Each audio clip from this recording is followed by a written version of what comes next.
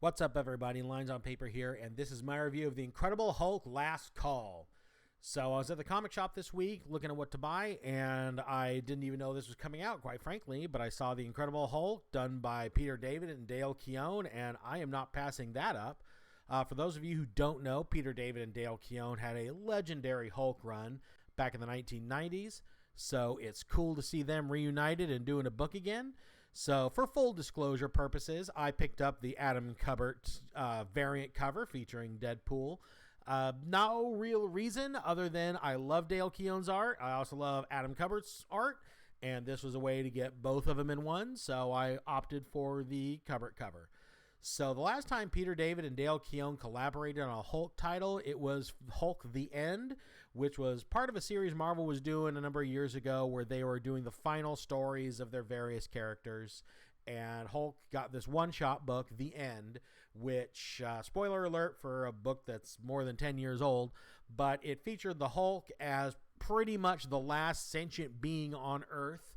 And he was wandering around lamenting the days that had passed and reminiscing about his time, while at the same time he was being followed by a monitor, like a recording device, that was waiting for him to expire so that it could close the chapter on Earth and what had happened to it, as well as trying to evade a giant swarm of locusts that kept eating him alive only for him to grow back and keep wandering the world.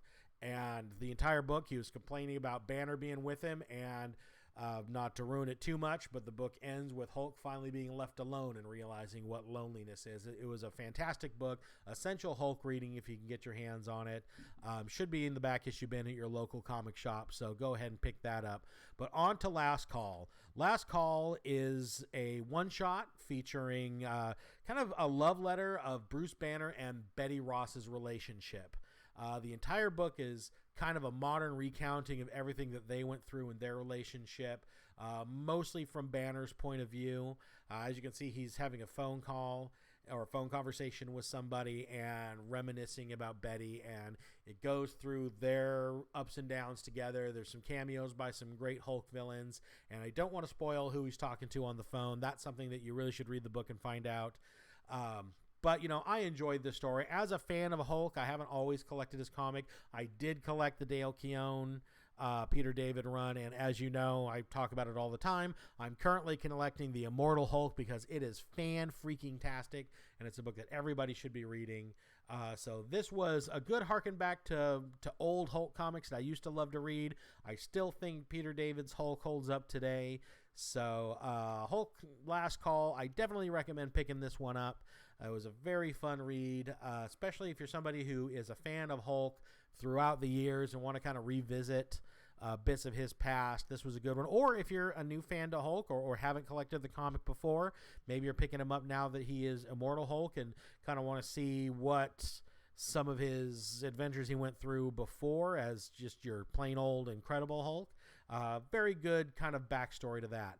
Other things that happened this week in the world of comics, I did check out the Swamp Thing series on the DC streaming, which I'm a subscriber of, and I have to say I watched it Thursday night, and I really enjoyed it, or Wednesday night, pardon me, and I really enjoyed it. I thought it was a fantastic show, and it was creepy, it was moody, we had a good origin story for Swamp Thing, we saw some Swamp Thing regular players showing up in the series, and then I wake up the next morning, tell all my friends about it, and go online, and it's canceled.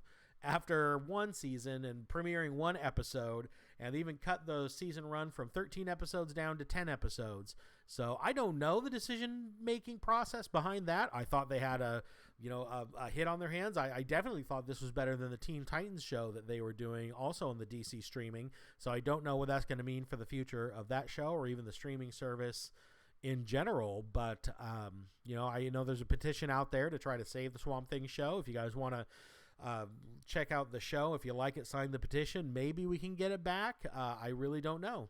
So, but, we talk about all things comics here at Lines on Paper, so I figure we'd mention that. And let's go on to this week's pull list. This week, the other book I picked up was The War of the Realms, big Marvel's summer mega event series. I am on the fence on this book. I cannot tell if I'm just picking it up because I'm 4 issues in and I might as well see what happens, or if this is a good series, because I enjoy some parts of it. I don't enjoy other parts of it. I like that we have a series that is about a big villain who is showing up and he's doing something, rather than an existential crisis that has the heroes at each other's throats. When I see a big crossover, I want there to be a big bad guy. I want to see superheroes fighting supervillains. I want there to be high stakes. This book delivers on all those notes, so I like it. Malekith, never been one of my favorite villains. I think they've elevated him well enough for this story. He's definitely a threat. And I think part of the thing I don't like about this is I don't know that I like what they're doing with Thor throughout the story. I haven't enjoyed his arc through this storyline very much. Also, I think it relies too much on the tie-ins. The only tie-ins I'm buying are the Avengers tie-ins, because I'm collecting that book and the tie-ins have been fairly well written. I know there's been some other tie-ins in books I collect, like Venom. I've actually been skipping those issues because I really don't like what's going on with Venom in the crossover either. So I don't know. I'm still picking this one up. Let me know if you guys are still picking up War of the Realms and what you think of it. If you started picking it up and stopped, or aren't picking it up at all, and if not, let me know what brought that decision on. I don't collect the Walking Dead comic, but something really, really big happened in issue number 192, so won't spoil exactly what that is, but for those of you who read the Walking Dead comic and want to weigh in on whether or not you're still going to stick with the comic after 192, is this going to be it for you? Did they go over the line with this particular incident? Let me know if that's where you stand. But I'm really curious what Walking Dead fans thought of this comic. I'm a fan of the show. I like the comic. The only reason I never bothered collecting it or never started collecting it was when I kind of started getting into the Walking Dead show, which was how I was really introduced to it. The comic was already 100 plus issues in, or near 100 issues in, and it's been one long continuous story, so it was really hard.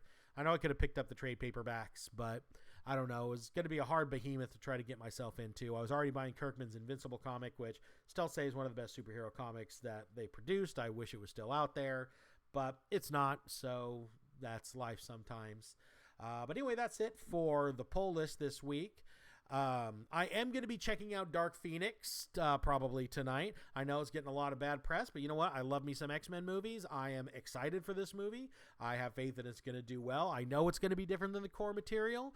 I have come to the conclusion a long time ago that the Fox X-Men universe is its own thing.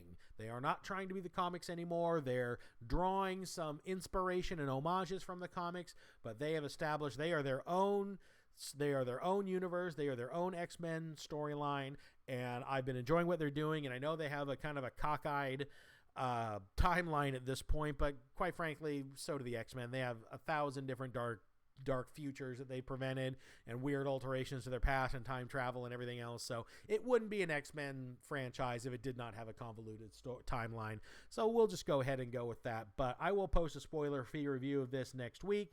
I am excited to see it, and we'll see if it pays off or if the bad reviews are true. Personally, I don't believe Rotten Tomatoes half the time anyway, so we'll see what it says. Last but not least, I have launched an Indiegogo campaign crowdfunding my own comic book, Malevolent Rising. So please check out the Indiegogo page. Like and support the page if you can. As far as this video goes, if you enjoy it, please hit like and subscribe. Share this video if you can. Let me know in the comments what you thought of my review. Did I get it right? Did I get it wrong? Or is there a book out there that I should have reviewed and didn't? Something that you guys are reading that I'm not. I'm always looking for new books to read and to highlight on the page. So we remember, this is kind of only highlighting what we like. I don't like to go on and on about things I don't. So I want to celebrate comics, not tear them down. And this is a platform for anybody who feels the same way to go ahead and share their thoughts. Please visit my Indiegogo page, or if you're in a position to help the channel grow, I also have a Patreon page. I'll post a link to both on my in the comments below. So have a great weekend, everybody, and I will see you next week with my X-Men review and some more comics. Have a great one. Goodbye.